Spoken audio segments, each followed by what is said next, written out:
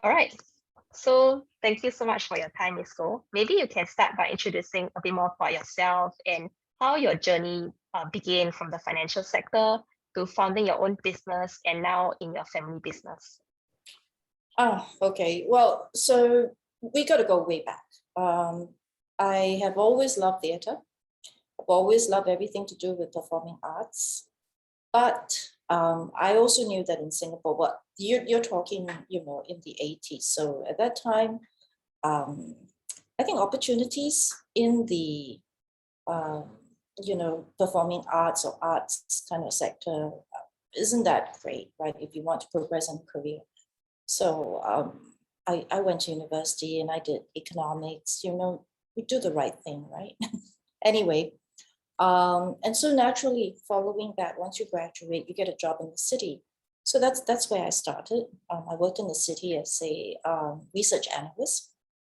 And at that time, we are rare creatures. You're talking about very early 90s, right?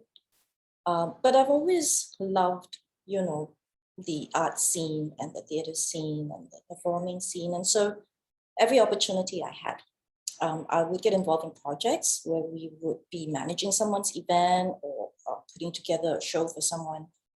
And I loved it so much that after about 3-ish years in the finance sector, I decided that I'm going to make a big leap. I'm just going to quit and do something I love. And so that's how our business got started. We've been doing the events business, I would say, 30 years. And it just grew and grew.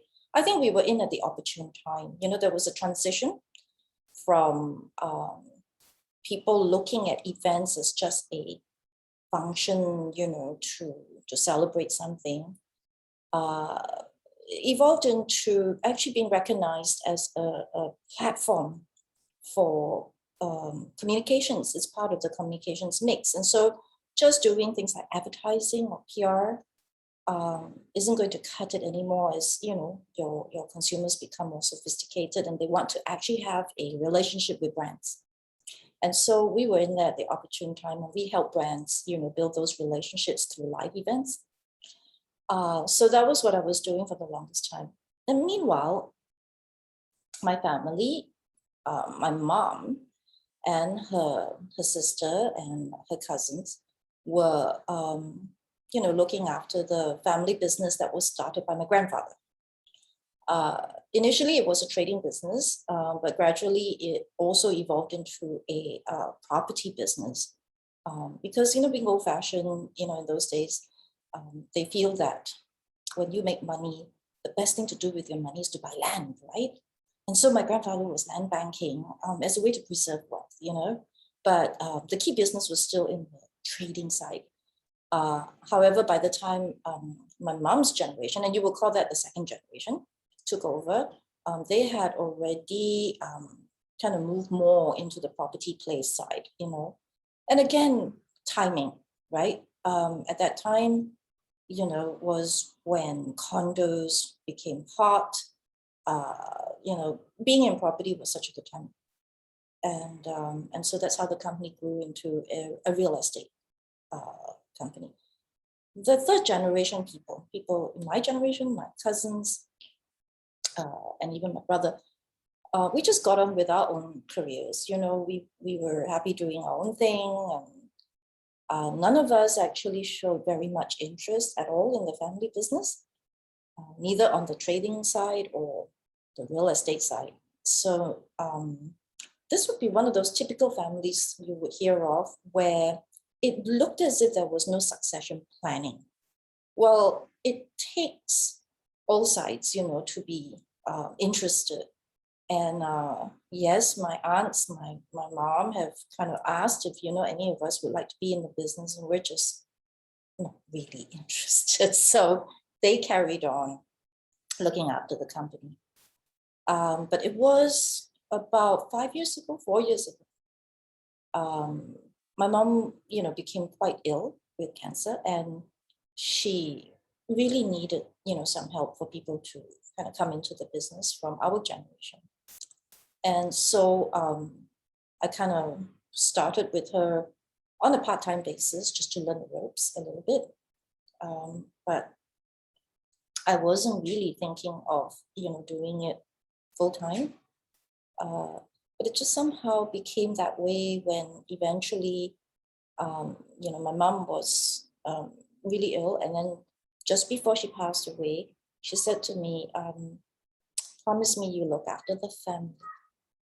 And then that's when it clicked in my mind that it's not about the business. It's not about, success is not about the business growing as much as it is about looking after your family. And that's my takeaway from her, that actually my job is not to make sure the business is okay. My job is to look after the family. And that's when I decided I'm going to commit to this. And I just simply jumped in and said, okay, that's it, take over. So that's kind of how the journey, it's pretty long, but yeah. I see. So you've been taking over for around 4 to 5 years? Yeah, I would say that's when I started. But I actually was left on my own to deal maybe about 3 years ago when my mom finally passed away. So yeah, 3 to 4 years ago. Yeah. Okay, so you have a few brothers, is it? I have one brother, and he's in IT. I'm very happy there. So not a lot of interest in real estate. I have many, many cousins. All of them have flourishing careers or are in their own business, but I did think that really a family business should have family input in one way or another. And among my cousins, which is third generation now, there's so much talent, and I felt that, we could really use that talent. Right? So one by one, I started to entice some of my cousins to come into the business, to come and help out in the business on a more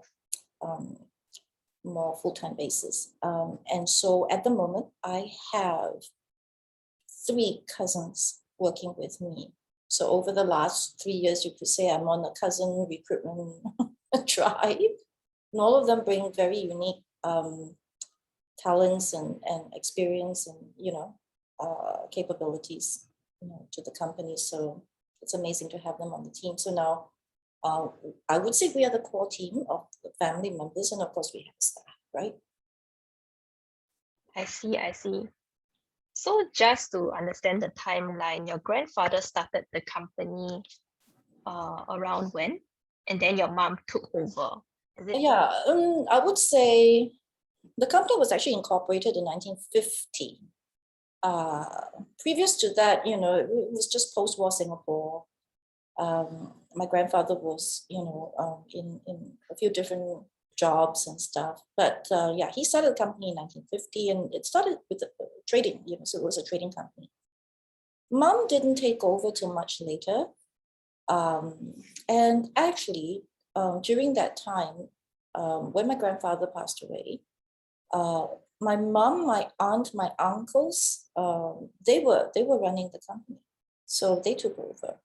But eventually, one by one, they started to retire, and so my mom was the last one left in there. And like I said, very few, actually none of us, the generation people, wanted to go in at that time.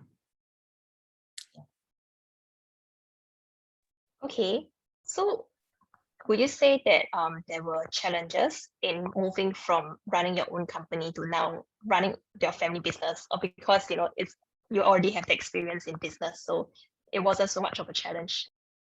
I would say challenge would be in a few different fronts, on a few different fronts.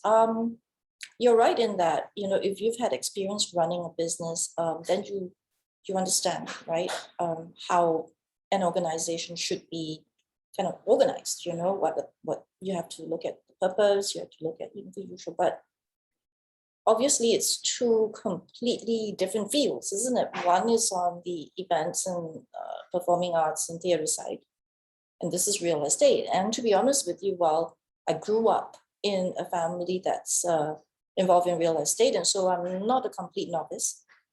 However, I wouldn't say that I have enough experience in that area. And so it was such a crash course for me to try and get up to speed. So that was a major challenge for me. The other challenge, obviously, is when I was running my own company with my husband, we were a small boutique agency. And although we did, really large contracts and stuff like that, we were able to kind of, control, excuse me, we were able to control things easily because we were small and nimble, and not so subject to so much what I call hard assets. Like when you're in real estate and your key assets are like buildings, okay, and land, it's a completely different thing, to deal with. You have to deal with, if you want to develop, if you want to, trade, you have to deal with a whole lot of policies, surrounding real estate in Singapore. I think in Singapore specifically, we have a lot of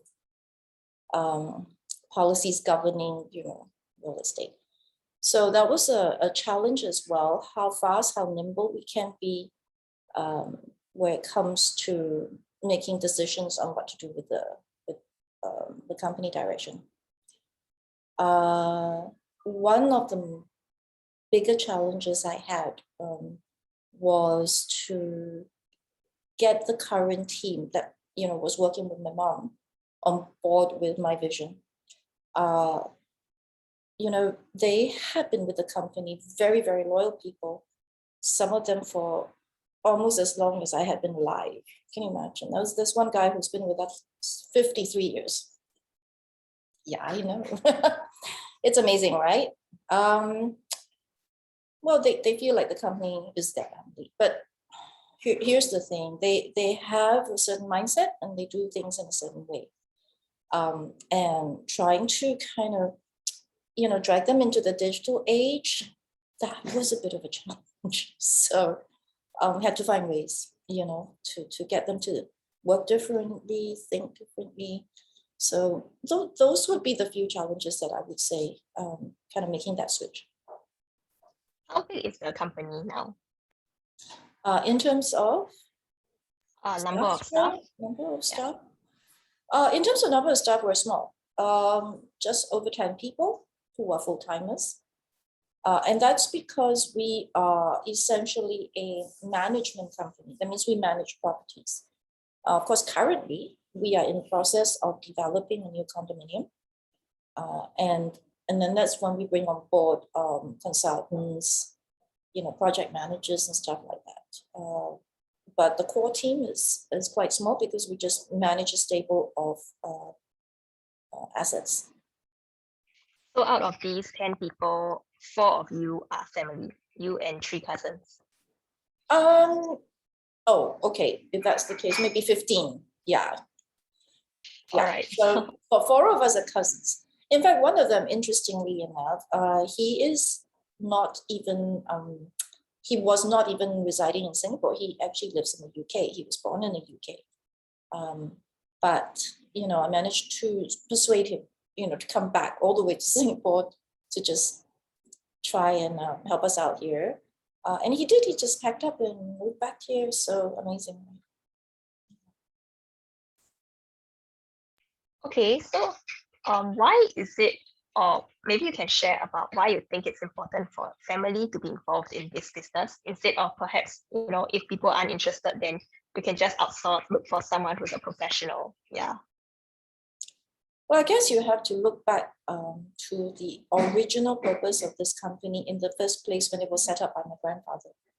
An interesting thing was to actually take a look at the Constitution when it was first incorporated, and you can glean a lot from there. I've not known my grandfather personally because he passed away before I was born. But I know a lot about him through, the stories and the memories of all my aunts, uncles, and my mom, obviously. And you get the idea of what the what the man is like, right? And what was on his mind. I think number one is family is key. Whatever he does for the family. It is so that his family can prosper, can be, I suppose in those days can be safe, secure. You're talking about post-war. And then looking further down the line, he just wants all the succeeding generations to have a better life, right? Because my grandfather actually started from very humble beginnings himself, So that was the first thing in my mind, that the whole purpose of this company is to take care of the family. It's not to kind of be the best in this or the biggest in that, or to, what I mean? So I think that was the most important point. And from there, looking at the Constitution, I also noticed how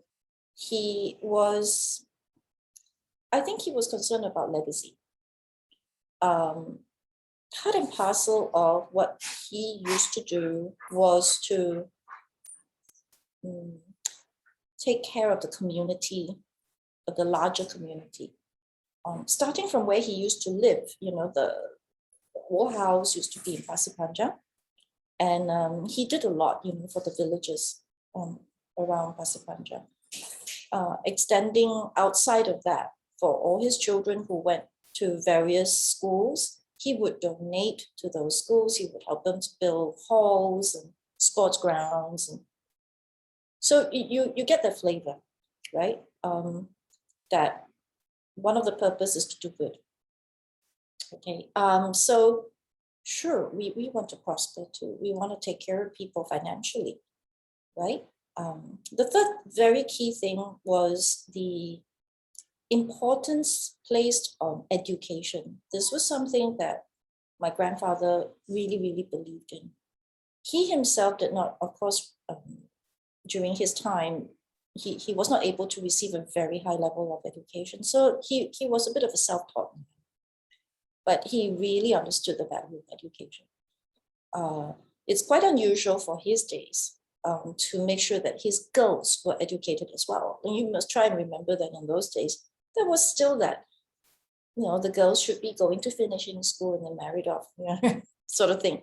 But no, he made sure that all my aunts were educated all the way to the highest level. And so I think there is an emphasis on education. And I think he wanted that legacy to carry on as well. So you could say that what I glean from all of that is the purpose of our company really is to take care of the family, to ensure that there is resourcing so that the families of families, in succeeding generation, will have the ability to not only have a decent, life, a decent standard of living, but that they will always be able to resource their children to make sure that they're all educated as well. And at the same time, as a company, we can continue to make a positive impact in the community that we are in.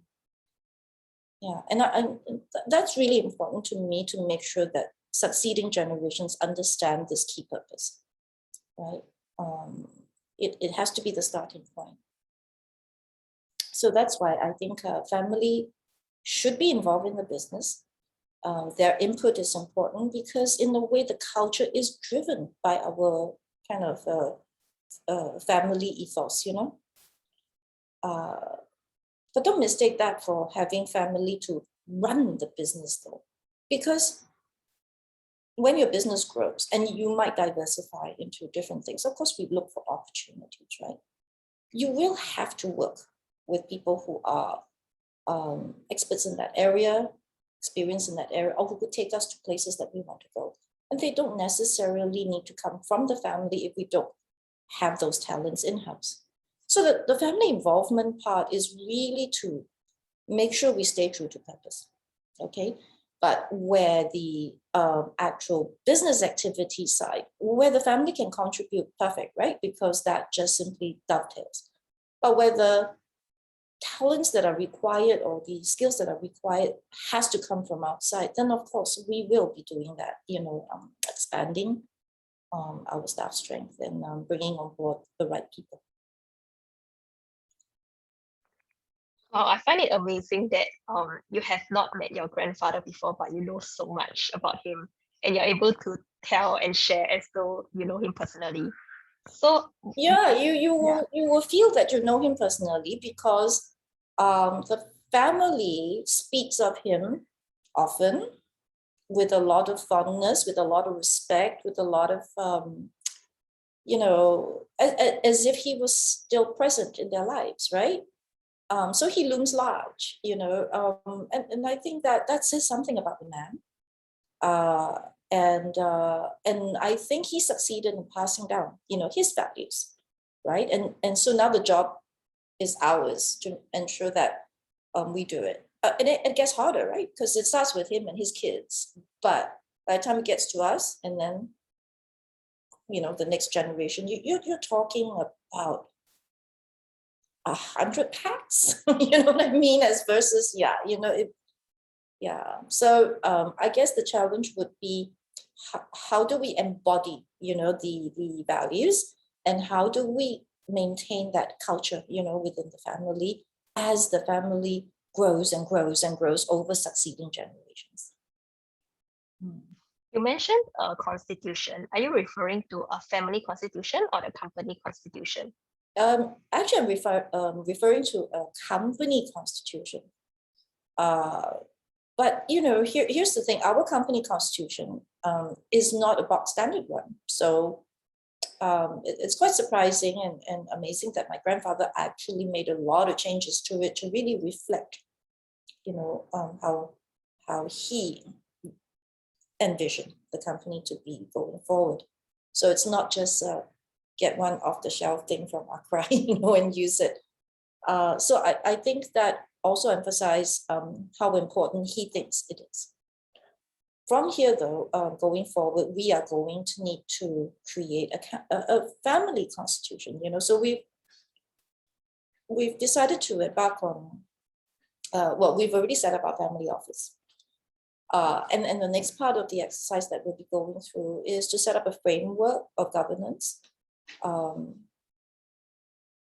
So that so that we can kind of encapsulate, the values that we want to pass on in a framework that works, for succeeding generations, right? And it's relevant to them. World changes so quick, right? So we have to also make sure that it remains relevant to succeeding generations as well. Yes, definitely. So, okay, your current generation is already involved in a business. What about the fourth generation? So let's say your children or nieces or nephews, are they currently involved, or do you plan to bring them in? The plan is to bring them in. But again, they are, starting out on their careers. Many of the older ones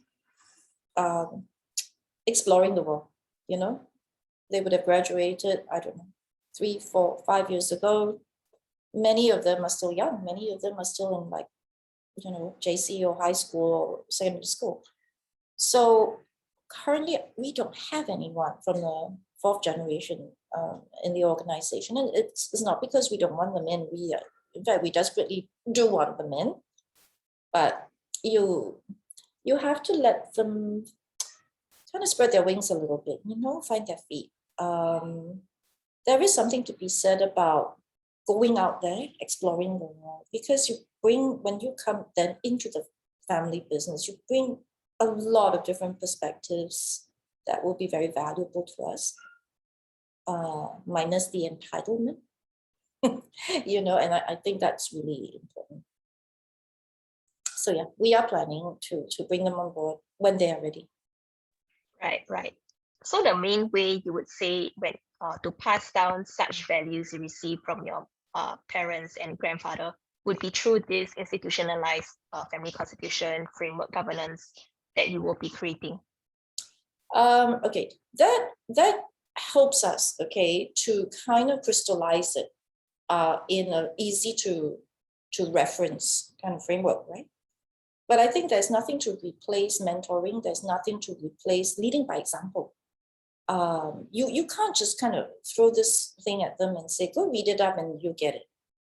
And that's why it's important that the previous generation really need to try and bring in the youngsters a bit earlier and nurture them, because that's where they live the values rather than read it, right? Yeah, so it has to be both jointly, you know. What gives the framework helps them to kind of get an idea of direction, vision. But on a day-to-day kind of behavior, and actually at the end of the day, everything will distill down to behaviors, okay, within your organization and how you relate to the outside world and what you do, right? There's nothing like kind of, you know, being with people who kind of help you, I don't know, develop those good behaviors, right? So, yeah. All right. So I think I'm down to the last question. So maybe I can just share a little bit about the app that we are developing. Okay. So one of the features is a family tree. And of course, another feature would be passing down of memories. So we would allow users to, you know, upload a certain amount of photos or videos. And it's kind of like a curated photo album. And they can even create memory time capsules and time the passing down of such photos or videos to their children or whoever, either after their passing or, like, for example, the daughter's 21st birthday. So do you think that such a feature would actually help, for example, your family in passing down the memories or values beyond the institutionalization through your framework and constitution? I think they are relevant, okay? Memories like that, stories, memories, photographs, and everything to do with that is relevant to the people who participate. So it has to start from the participation, right? While all our cousins, you know, we are close to each other, let's be very honest, you know, if you were to put your daughter's 21st birthday, right, in this platform, would I be interested if I wasn't there to celebrate her 21st birthday with her in the first place? You know, at best I would be, wow, you know, you know, wow, grown up. Yeah, maybe I can clarify. So for example, what I meant, what I meant is that, for example, let's say yourself, so you upload certain photos or videos of your current life and perhaps how you perhaps love your daughter and everything that you do for her. So until she's 21, you don't release these photos to her. But on her 21st birthday, then you release these to her. Okay. So it's like a gift. Yeah. So in a way, let's say if this app was around during your grandfather's time, then even for the future generations, all of you would have records of his story, records of his life, online. Yeah, that's the idea. I think a family time capsule would be wonderful. And if we have a digital family time capsule, you know, it'll be great, I think. But the thing is, the family has to remain intact in the first place, in order to actually feel like they are belonging, you know, and a participant in this legacy or in this journey, right? So I think the key starts from who contributes to this time capsule.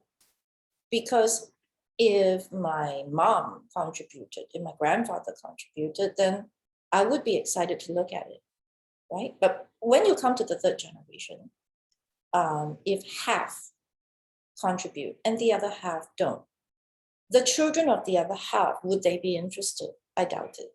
Do you see what I mean? Because they would feel absolutely no connection through their mom or dad, right? So I think if you're going to create something like that, you have to look at why would people find it interesting? It's because they would feel a personal connection when they discover it or open it or read it or, you know, experience it. So you have to make sure that the connection exists upstream, right? So yeah, and I think that will work amazing. Okay, thank you so much. Maybe I'll just stop the recording first. Sure.